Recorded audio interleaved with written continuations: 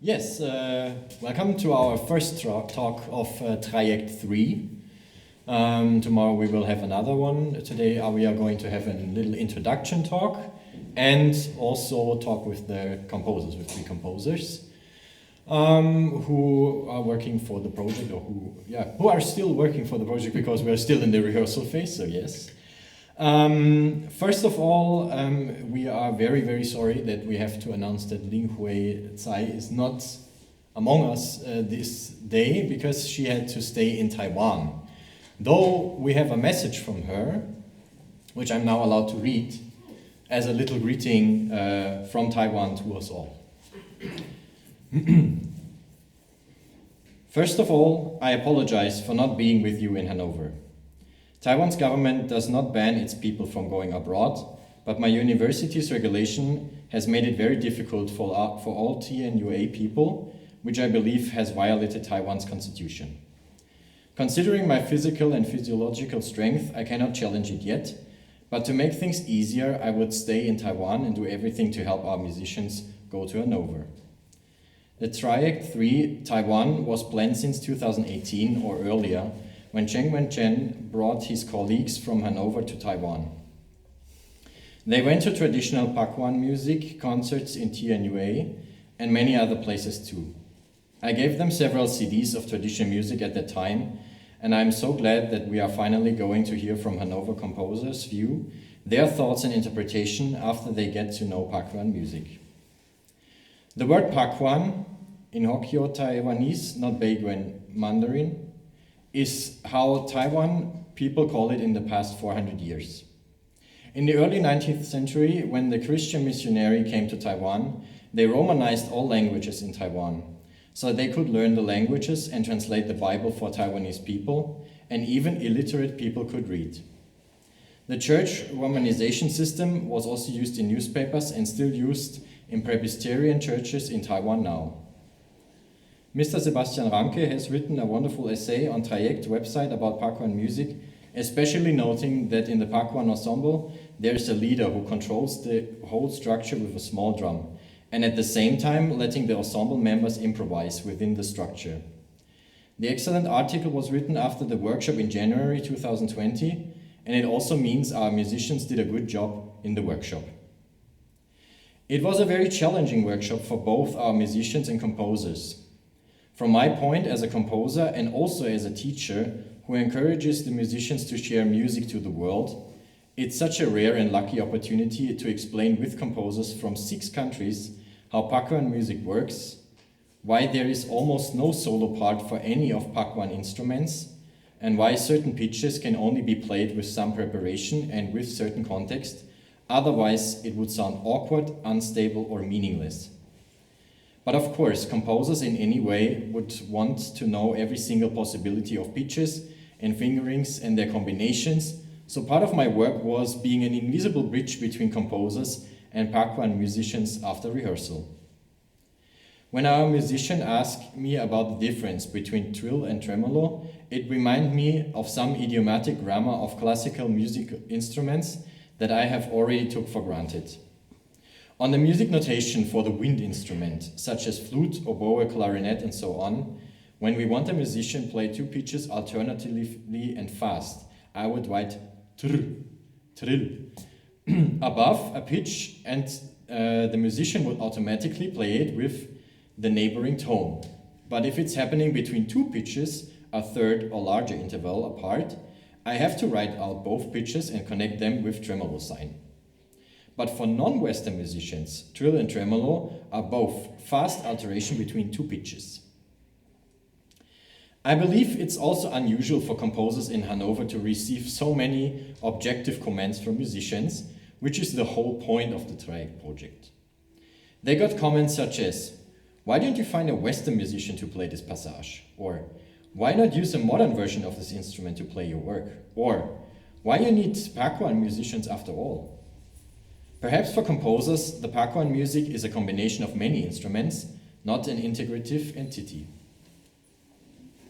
For example, one composer explored almost all possibilities of pitches and fingerings of toa choe and the double reed wind instrument, which is in fact very honest and interesting.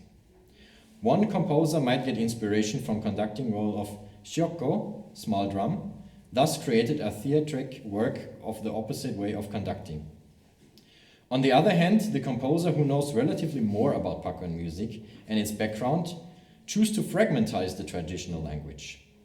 I'm also happy that some composers leave as much space for performers, so the work might reflect more of Taiwanese culture and environment. As Taiwanese musicians of traditional music, we firmly believe that the musical language passed from generations of teachers must be kept and passed on. But if you have seen the past two TRAIECT projects, I have observed TRAIECT 2 in 2019, you must have heard all kinds of extended technique on Korean and Iranian music instruments, which is also very unusual, even on Western music instruments. However challenging, our musicians still have a traditional way to cope with all of those works. Some passages can be translated into drum poem, which might sound like beatboxing and very helpful for Pakuan musicians during practice. Still, they have to find other ways where there is no actual leading drummer to navigate through the whole work, so they would need different kinds of cues in performance. Other unusual aspect is that no Pakuan musicians actually get to premiere so many works in one concert, and I am grateful for Joachim's vision and for all the Hannover people who make it happen. That was Yungwei's words. And we will not say that not all composers come from Hannover. We will not say. Okay, then we have some introduction. To my right, Mr. Joachim Heintz, leader of the TRAIECT project or of the entire series. And to my left, Raimund Vogels of the Center for World Music. Right? Right. Hildesheim, yeah. Hannover. Okay. Okay, good. So, I would like, before I start, to give two thanks, big thanks. The first and incredibly big thank is to Usho and Ijen that they came to Germany.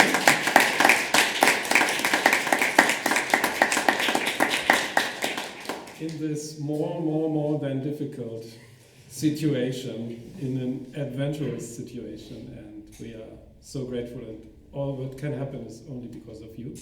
And my second big thing is to Raimund Vogels, my dear colleague. I'm very grateful that you took time. We know how much time pressure you have all the time, and it's great that you as music ethnologist give us some comments and some experiences to what we do here. And I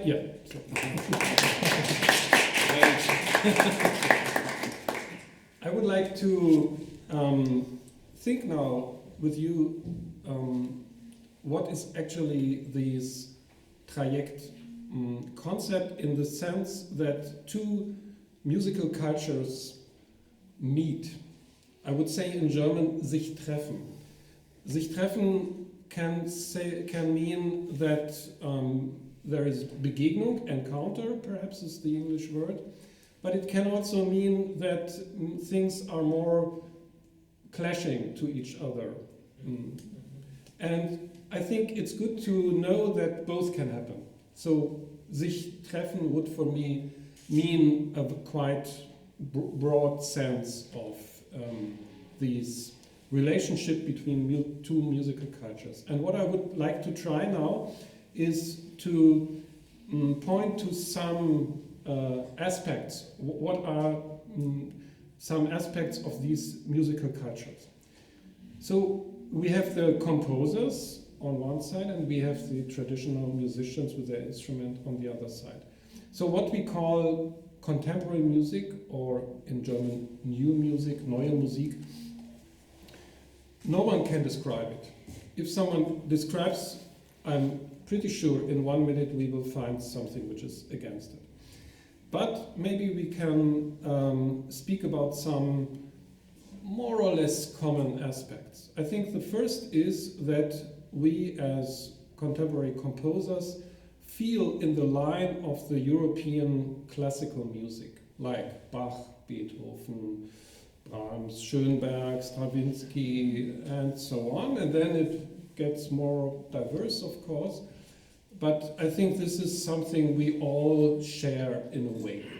This is also, by the way, it means that we deal with certain instruments, but secondly, mostly it means that our music and our thinking of music is very much related to written score, to what we can read from Bach, from Beethoven, from Schönberg, what we all do as more or less extensive way to write our music based on this classical European tradition. And the third aspect for me would mean that why Neue Musik? What is this Neue? This is, I think, very different for all of us, but I would say we share a feeling which was very emphasized in the European modern art and music before the First World War, so more than 100 years ago. The feeling that we cannot continue some things. So the consciousness of something has broken. So for instance, we cannot continue the way Beethoven composes. We love it, we study it, but we will not write anymore in this language. And this is, of course, very different for all of us, but I think mostly we share, and this is a very general thing about modern art, I would say. Also, for instance, for someone like Godard, the way he thinks in film, and it has to do with montage, with putting things from different realities, putting it in a relationship, and so on. So I think this Neue, in the sense of not anymore old, is one thing which is also very important for contemporary music. And for the other very obvious thing, if we are in this music, is that it's so different. So even in this project, which we curated, so of course it's a selection of composers, even these pieces are very different, what we will hear on Sunday. But if we go a little bit out of this project, we have such a broad thing which is called contemporary music, very, very different from algorithmic composition to quite traditional way of composing or whatever. And I think this is essential for what we call contemporary music, that it's open, that it's not predictable somehow, and that each piece is an adventure. Like my dear teacher says, in each piece I'm a beginner again. And this is quite different from saying, okay, I just continue something. I know what I do, and I will do the same more or less in the next piece. So these are 4 aspects, for me at least. It's a discussion. Of course, you can tell your different opinion, but I would say these are 4 aspects for contemporary music which may form kind of a gestalt in this. And now I would like, with much fewer knowledge, to the other side, but maybe you can add something. So what is perhaps characteristic, on the other hand, on the traditional music, on the traditional instruments? I would say the first thing is that the way of learning the music is very much related to imitating and to change in this imitation. On Tuesday we had an introduction at the Center for World Music, and Usho wonderfully showed what it means, and we discussed about this 99% is the same and 1% is not the same. And so we have something which means that the teacher sings and the student repeats the singing. And this is a completely different way from how we learn in Western music, and also what is related to the oral tradition, where I said in contemporary music we are based on score, more or less, and here we are not based on score at all. And also the way of communicating between the musicians in the, for instance, in the Pakuan ensemble, is not based on something like score. It's not, the coordination is not made by score. It's also usually not by something like a conductor. So we have quite different ways. And the fourth point is that I think in all traditional music is improvisation a very important part of it. And this is not the case in contemporary music, as it can be, but it is not characteristic for contemporary music. It's characteristic for jazz, for instance, but not for Neue Musik. So this is a guess how we can maybe a little bit describe these two partners. And what we experienced in the workshop, in my description, is that we had a lot of interest for each other. We had a fast and good relationship, and the composers were very curious about the instruments, about the way to play, and so on. And we had as tangents, I would say, 2 points. One is this point with a, can you please play this? So we write something down as composers, and that's not normal, I would say, for the traditional musicians. Of course, they can read notes, but it's not the way they do it usually. And so I think one important part of the challenge for the composers was how can we communicate with these musicians if it's not mainly done by score.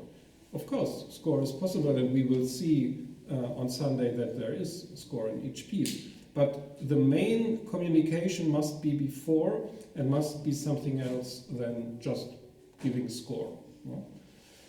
And I think the second point, which is not easy, is that there was kind of a misunderstanding, perhaps, which is not a random misunderstanding, that we as composers continue Pakuan. We write new Pakuan. But that's not the case, I think. What the composers do is they write pieces for the Pakuan instruments and musicians, but they write, in a way, their own music related to what they learned in the workshop and related to the relationship which they have with the musicians. Because they have to ask the musicians, okay, can you do this on your instrument? And not only is it possible that this sound comes out, but is it okay for you? Or does it hurt your relationship to the instrument? Is it not okay for you that you do this and that? So this is a very different and also difficult situation, but very productive, I think.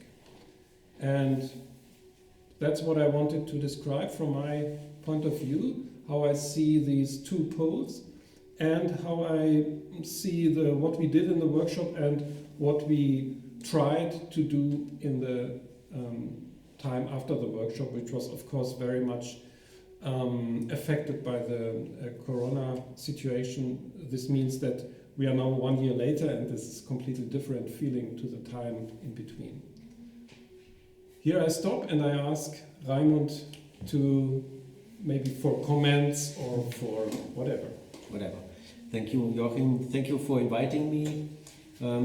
Thank you for you to come. It's a pleasure to sit with you and to do something we should have done or we should do in this music academy, in this University of Art and Science much more often, because normally the dialogue between the academic discipline and the artistic discipline is not all that well developed to be friendly.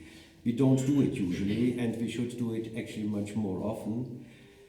Partly because we speak about the dialogue of two cultures, and of course when you say that you refer to Taiwanese culture versus Western culture, sort of, so to say. Musical culture, but it gave me the idea of what we're doing now is dialogue between two cultures as well, because the culture, the academic culture, is in fact quite diverse to the artistic culture, and there is in the way how we speak, in the way how we think, there are actually gaps, and we need to bridge them. And so I feel I would like to start showing where the gaps are.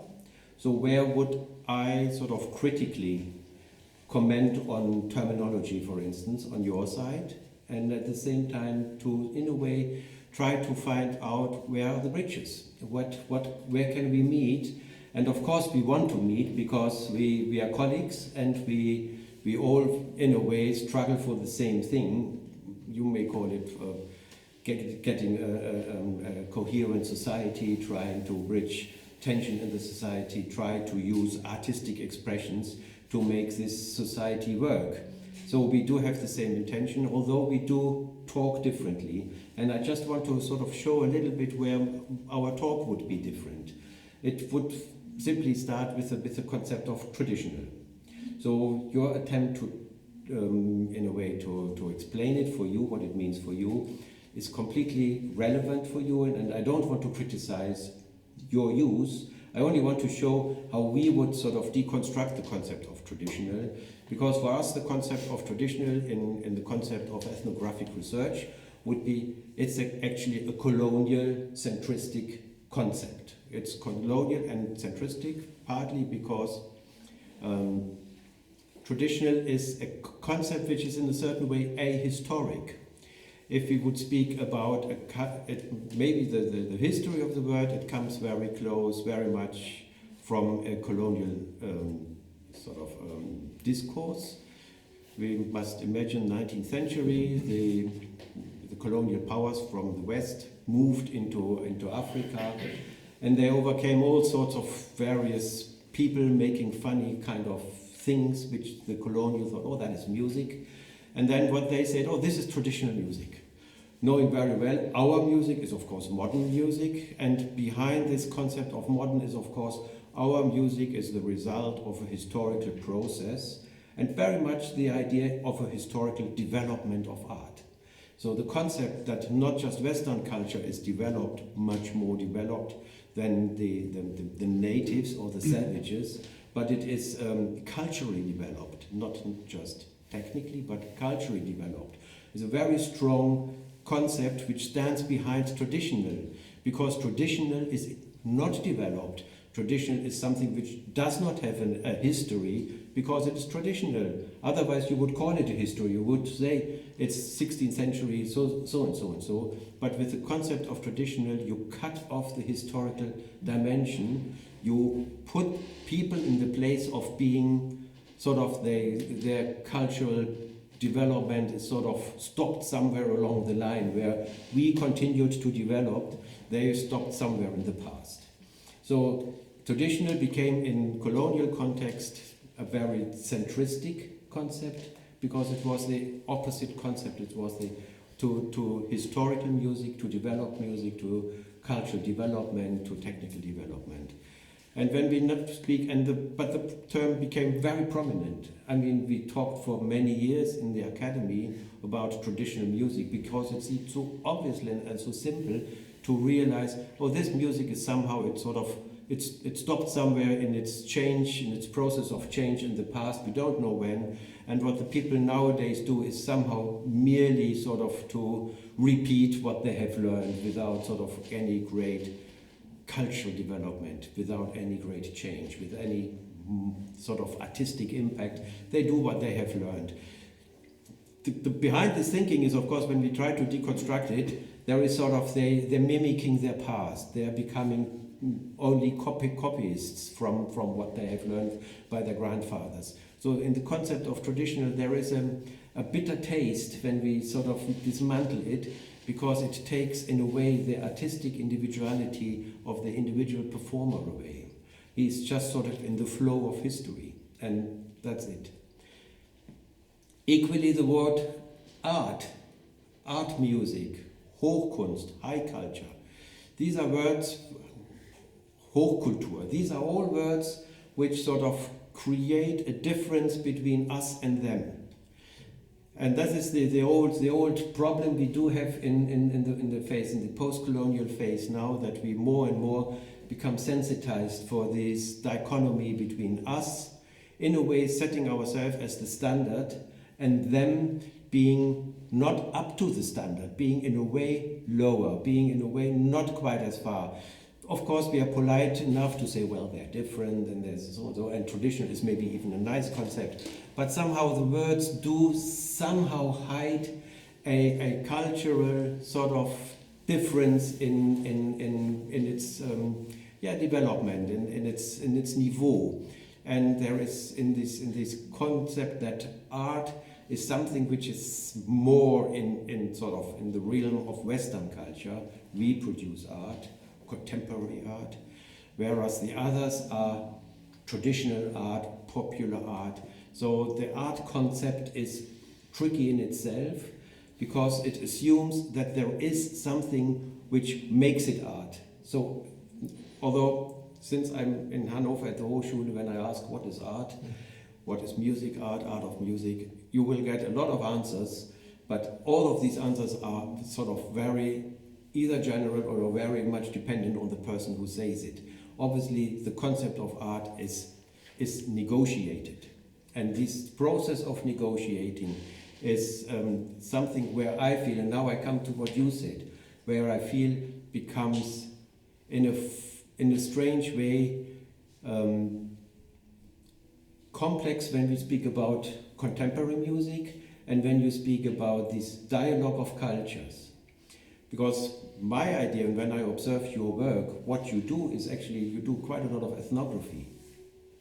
You look to and try to understand how the musicians are doing it.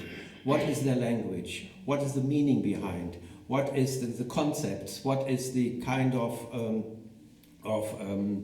the knowledge behind, not just the surface. And you don't just look what are the melodies. You try to dig deeper. So in a funny way, how I understand your concerts, whenever I listen to them, to me it seemed much more artistic research. Of course, you're artistic in the way how you the media you use, the instruments. It's an artistic expression. It's not an academic expression. But very much you're doing a process of research, and the criteria I would sort of use to judge how good is a research work is almost the same criteria as I can see with your students. It's innovative, is it plausible, is it using the material, is it new insights, is it somehow something which moves us further in the way of understanding. So I feel, trying to explain what is contemporary music, I feel my academic perspective is maybe more helpful than what you just explained, because it is more than score and it is more than sort of the unexpected. There is plausibility as well, there is sort of cohesiveness, and this is what makes good research, and this, I think, what makes a good composition in this cultural dialogue. So I feel we are not very far, but I think we're still in our terminology far, in a certain way. So I have to see what else I wrote down. Yes, two cultures meeting is again a concept which I would, from an academic perspective, strongly reject. This is a concept Herder used in the 18th century to explain what is sort of intercultural. He has I'm not sure, but Herder has this, he's the beginning of ethnomusicological research, really. Johann Gottfried Wolfgang Herder, I'm not quite sure, sorry. 18th century, he's sort of a great philosopher, theoretician, mathematician, and so on. And he was the person who sort of developed an interesting concept, because he said if we want to understand the nation, if we want to understand the people, we don't have to look at the art aspect, we have to look on their songs, on their oral history, on the way how they perceive the world. And there comes the idea of the nation, because the nation is sort of the cultural knowledge of the people. The nation is what makes what the people share. It's the Geist. The Geist is such a difficult word to translate. The Geist of a nation, and you don't find it in the artistic. You find it in the expression of the common people. So he started really to collect folk songs, and he collected them not just in Europe, not just in Germany, in the whole of Europe, and he really was the first sort of collector of songs and stories to understand what is the character, what is the nature of a nation. And Herder was basically the first one who sort of created the concept of Nationalgeist and Nationalverständnis. And in this respect, he was the one of the founder of the concept of nations, which went so wrong in the 19th and 20th century when it turned into nationalism. But we can see in Herder actually the key moments, the key thinking, that the nation is that what we carry in us, what makes us as a group of people who speak the same language, who share the same values, and so on and so on. And Herder, of course, his concept was, okay, we have the Germans and we have the British and the French and so on and so on. And they sort of are somehow within a kugel, within a bowl, within a bubble, and that makes us as a culture. And of course we are different than the British and so on. This is Herder's concept of two cultures who meet, and then you have meeting points somewhere, and then later in the 60s of this century, of the last century, then the concept of interculturality became very favorable, partly because people from Italy, Greece and Turkey came to Germany, and we see, oh, they are different, and we are so and so and so. The concept of Herder seemed to be repeated, and again we have people in their bubbles and somehow we meet, and that is the intercultural aspect. Nowadays we do know already this bubble thing doesn't work really. People are like that and not like that. We are in constant exchange. We do meet, we do learn from each other. There is no German bubble or Turkish bubble and Syrian bubble and Taiwanese bubble anymore. There's a lot of integration and mixture. So the concept of transculturality came in. And of course, in terms of an increased globalization, it's even more so. We can, of course, happily see what is pop music in Taiwan, and some of the K-pop people became very popular here, not Taiwan but Korea. But you know what I mean. We have to give up the idea of two cultures. You do exactly what you think you do, but you don't speak. You do these transcultural dimensions. You open up sort of ways. How can we look at each other? So the in-between is more important, the way how we can kind of perceive what we are, but not in terms of bubble, but in terms of individual musicians, because we break down the concept of culture and nation into the concept of individuality. And that is exactly what you do. So again, I feel we are very close in our different media of expression. Only language is somehow still kind of separating us much more than as it is actually the case. I want to stop here, and I hope very much that we get into a dialogue now with you, and of course with us as well. So I would like to invite you to. This was your job. Sorry, Sebastian.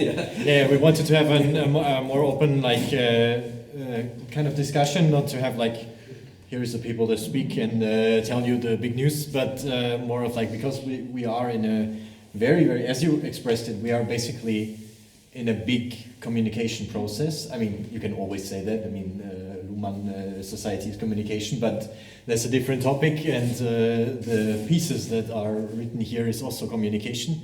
But with our concept and with this project, we are also, of course, in communication with the audience and with you all, participants as well. So we would really, really like to invite you to comment on what you just heard, or some to my left, to my right. Please don't ask me questions because I'm just innovating. Is there anything that comes up to your mind?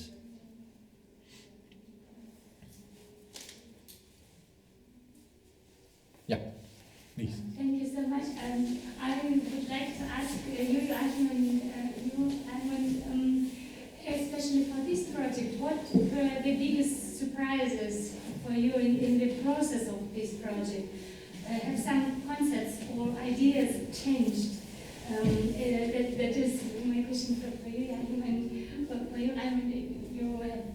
You are working since many years as a scientist. Which concepts are most important for you, or what has changed, or have you, I don't know, some surprises on that field still, or is it, oh, you could not say this like day by day, it's always different. So it's about traditions and changing of traditions, or like what we have now, this between individual and this moment today and the process of life. Does it make sense? Chairman, I already have 5,000 spoken words on my account, so please. The question was to us both, and perhaps you can say what was your biggest surprise in this project. You can also say in German. Ja,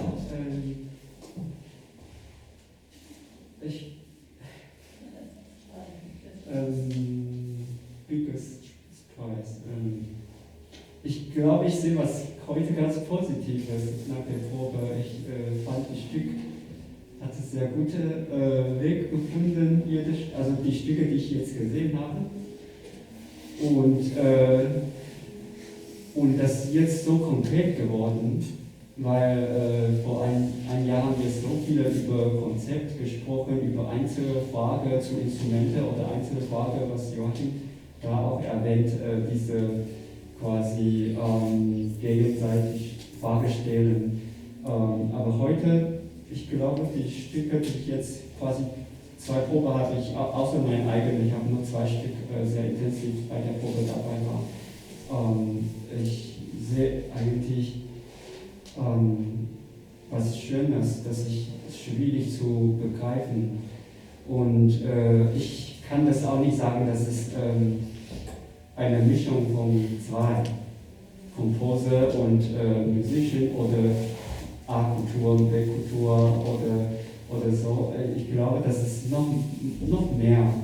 Weil, wie Üscho immer gesagt, Üscho ist die Musikerin, eine von der Background-Musikerin, die meinte eigentlich, ihre eigene Lernerfahrung war, sie hatte eigentlich auch europäische, oder sagt man, also europäische Instrumente mal gelernt und dann nochmal zu dieser, sag ich mal, jetzt, ich weiß jetzt nicht, welche wirklich da irgendwie, Sonar oder zwei solche Instrumente, genau, die mit einer bestimmten Kultur oder bestimmter Sprache, Musikgattungen sehr verbundene Instrumente. Das ist ihre Vergangenheit. Und die Komponisten haben auch eigene Geschichte, die kommen aus unterschiedlichen Ländern und hatten auch eigene Erfahrung zu eigener Heimat und lebt jetzt auch am meisten in Deutschland, wenn ich jetzt auch so, ja, genau, und die haben auch sehr viele Zeit hier verbracht und wahrscheinlich auch viele Kulturschock schon mal gehabt und so. Ich sehe, die Stücke sind sehr irgendwie für mich, das ist nicht 2 Sachen quasi gemischt, das ist eine Multisache, irgendwie zusammenkommende Resultat. Finde ich eigentlich, das ist meine große Überraschung, dass ich selber auch nicht trennen kann, was für mich, was die Background, die ich kenne, oder die Instrumente, die ich kenne, was ist die neue Musiksprache, die ich kannte. Zum Beispiel, also ich glaube, ich höre das jetzt auch. Ich finde, das ist noch eine große Entdeckung, dass ich gar nichts trennen kann um diese Sachen. Ist das eigentlich okay? Ich glaube,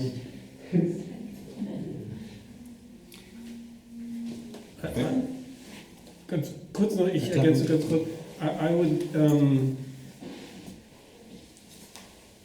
completely agree. I mean, for me, it's quite similar, I think, although, of course, we are quite different persons from our perspective on this project, but I would say it is not about two things which come like this together. This is not what I mean by Begegnung oder sich treffen, but that very different individuals met each other, and the problems also were individual problems, mostly about communication, in my opinion. If we don't, I mean, we have 6 wonderful pieces. I'm really, really happy about it. And this is the diversity which we can hear and experience. But the problems we should not put aside. The problems were there, and the problems in my how I recognized it, the problems were mostly problems about communication. And this was quite surprising, because Anna asked about surprise. And this was somehow surprising for me, because after the workshop, I felt, okay, there is a lot of communication. And I thought, oh, these young people with their social media and things, don't worry, this will work. But that was much more complicated. And all the bigger problems which arose, in my opinion, were mostly communication problems. And this is a surprise for me, actually.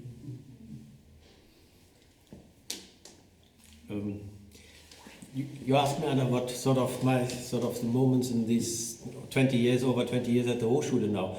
I think what disturbed, there are many answers, but when I think about your program and TRAIECT, what I do like about the project and what I don't discover or encounter a lot in these 20 years, the perspective of the Hochschule as a whole is really on the composition, on the performance of the composition.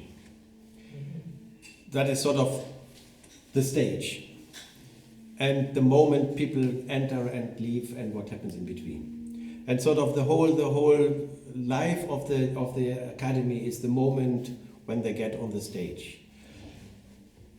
In TRAIECT, it is, I feel, and still the way you speak, for you, the composition at the end seems to be the more important.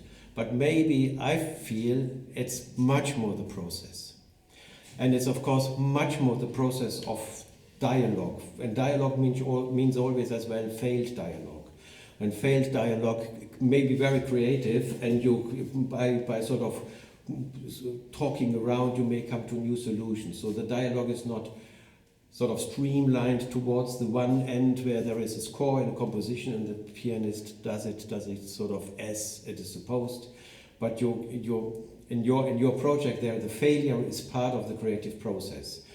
And therefore I would rather think the process should be on stage than the composition, if I'm really honest, because we as listeners don't really hear the complexity.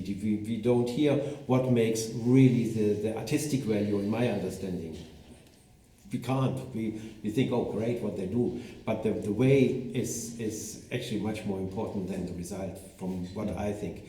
Very much like any ethnographic research, it is the way how you interact with in the sort of fictitious African village when you come there as an ethnographer.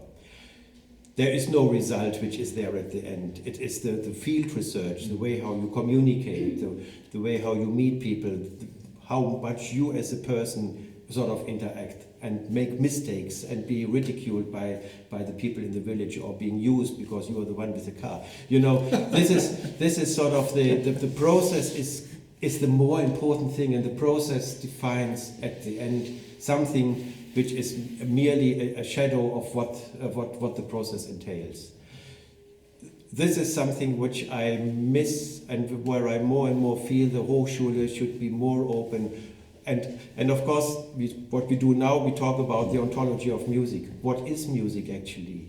Is music the thing in that second when it is in that sort of 30 minutes on the stage? Or is music sort of the social encounter before, the social process before? And my concept, and of course as an ethnographer I would say music is symbolic and social interaction. That is what makes music for us, and it is not the sound per se. The sound is only a shadow, it's only a surface that disappears, that is sort of heard differently, and sort of it evaporates in a second. So, but the social interaction, that is the key. And therefore my idea of what you do is much more artistic research than art, because the art concept is sort of it's a European centristic concept, very much related to development of arts and being sort of as an artistic in front of the others who are not doing art, because the art is divisive as a concept.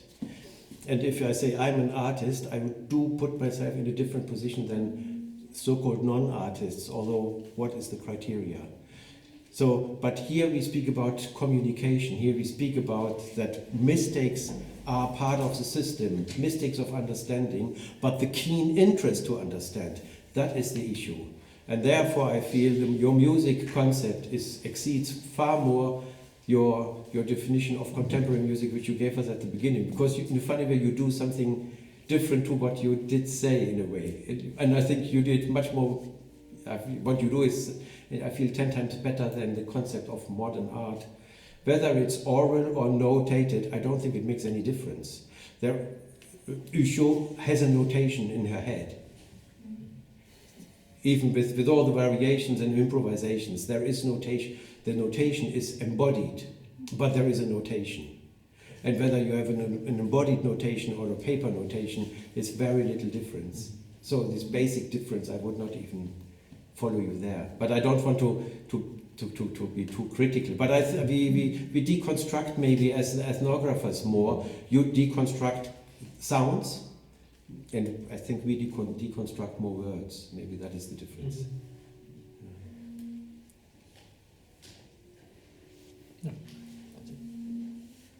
I guess, I'm not sure.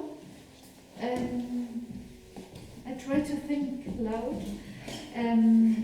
I guess what is happening on the stage tomorrow, it's not a music in this case that you say, I'm hearing this music. I think what we are going to see and hear, it's actually the result of this process. It's actually the figuring out the process of working, because what we are hearing is that what we achieve together. And it means in this case, it means it is the communication, it is the process itself that is now there.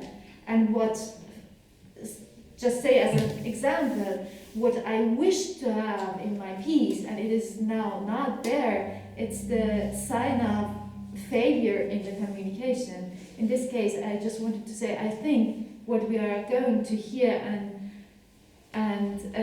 experience on the stage is exactly the process of working together, the process of communicating together, because I would also agree totally with Joachim.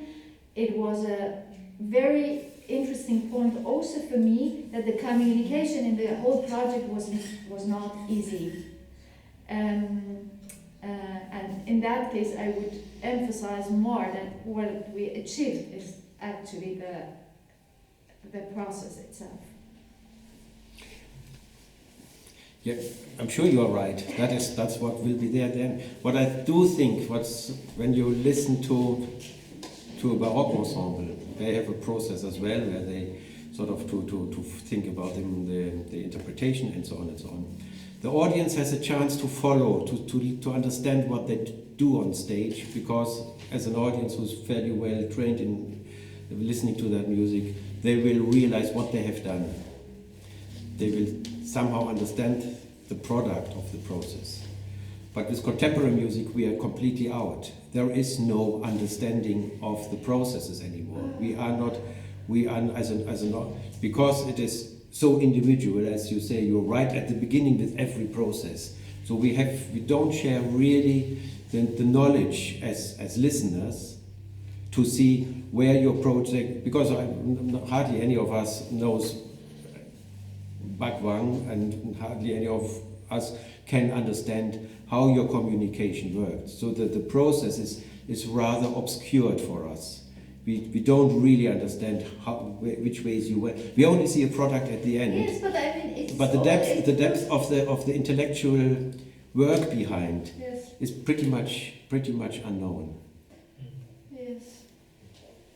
I was thinking back, for example, if nowadays we hear a piece of, let's say, a composer from 16th century. So also there we are hearing the result of how they work at that time. So we are also not...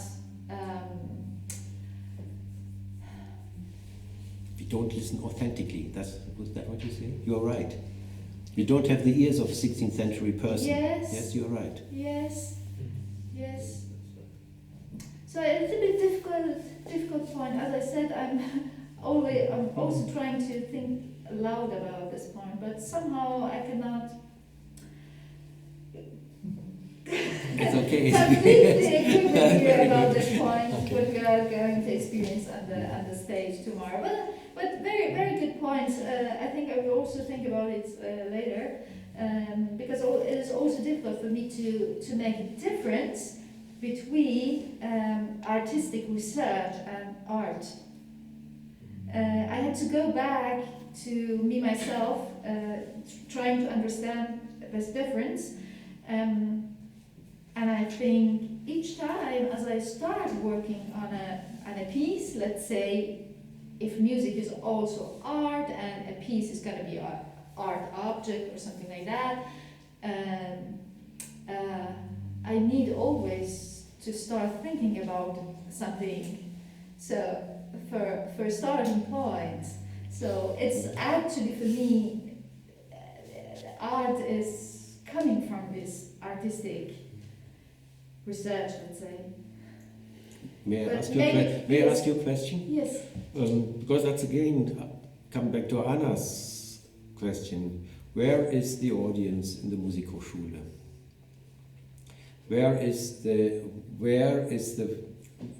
if we say music is a communication system, which I think we would all agree music talks to us, otherwise it wouldn't make sense. When you compose, do you speak to somebody? Is that an issue? Do you want to communicate? How do you want to communicate? Because, again, the Hochschule being so much focused on the piece, sometimes seems, from my understanding, to forget for whom we're doing that. And therefore, I don't want to bully you into an answer, but I feel, especially contemporary music, how much do you think? How much is the person, the opposite, the person for whom you are doing it actually? How much is he or she part of your composition process? It's part of my composition, really. Mm-hmm. The whole time I'm actually two person when I'm composing. Okay, perfect. No, I think I'm three person when I'm composing.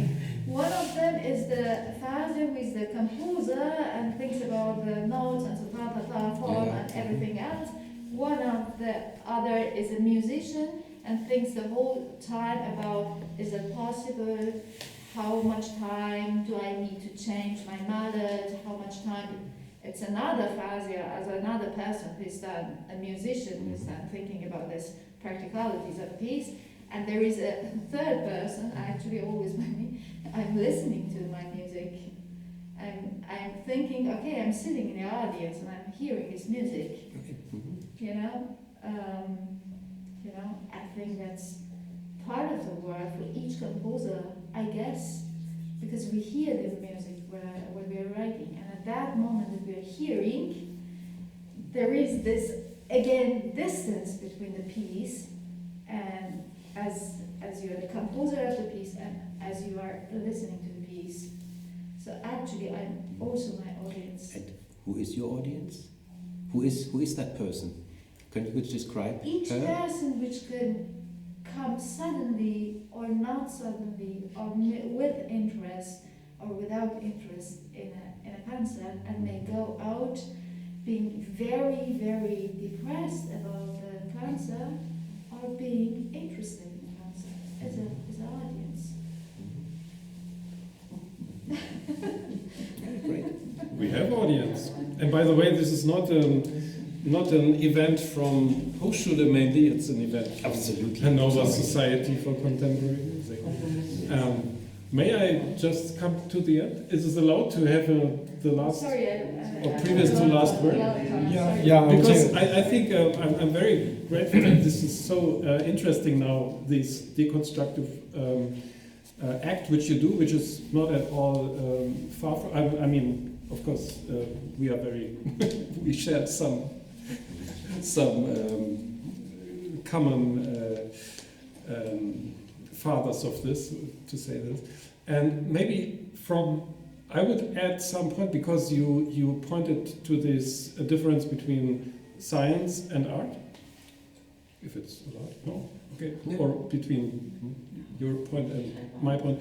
And there is a gap, you said, and I think that's so important and interesting to speak about this gap. From my perspective as an artist, there is also this gap, and it looks a little bit different. This is just what I want to say. And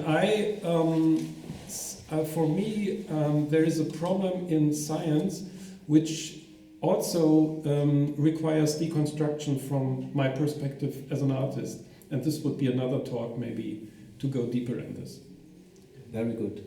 Yes. I hope so. Ich glaube, wir müssen. For you, in which way could the hearer, the audience, could be in my composition, as you advised her? In which way do you think should the audience be existent in the composition? Well, I would not be able to give you a seat now, but I think if compositions are sort of perceived as a democratic act, what do I mean with it?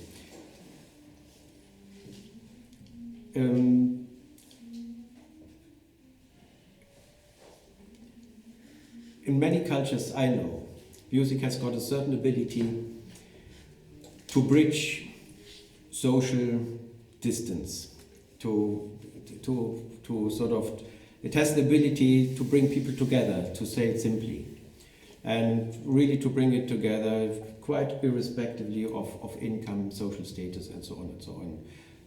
Music has a very powerful quality of building community. We do research in the east of Nigeria, where Boko Haram is destroying the villages and so on. People in the IDP camps, in the internal refugee camps, who have lost everything, who come from different languages and so on, they can meet together during musical events. That is the one hold they have in their life, and they meet completely irrespective of whether they're Christian or Islamic or African religion. So the music is bridging gaps. I do miss that in our culture. Music is a very divisive device. People, and this is something we are sort of taught right from the beginning, that you are either U or E, and modern and contemporary and old, and amongst these you have hundreds and hundreds of genres and group of people who belong together and so on. So our culture has got this very strong used music as a divisive tool and not as a cohesive tool, as a bringing people together. And of course, modern music is part in that puzzle of many music cultures we have. And I would not know, but I think to compose that people who come from a different star, different musical star, from a different dimension, somehow understand what we are doing. I don't know how, I can't say, but to have not just the one person in mind who might be interested, but to think broader, who could be my audience? I know it would attack artistic positions you have. I guess it would be the concept of contemporary modernity, of the unforeseen, of the experimental, of the innovative, that would be attacked by it. But in a funny way, if you can negotiate it as well, I feel. And then you may be able to reach more than just this very narrow, specific audience. Okay. Well, this is a nice way to go into the next chapter of our evening. Bridging and bringing together, displaying the process.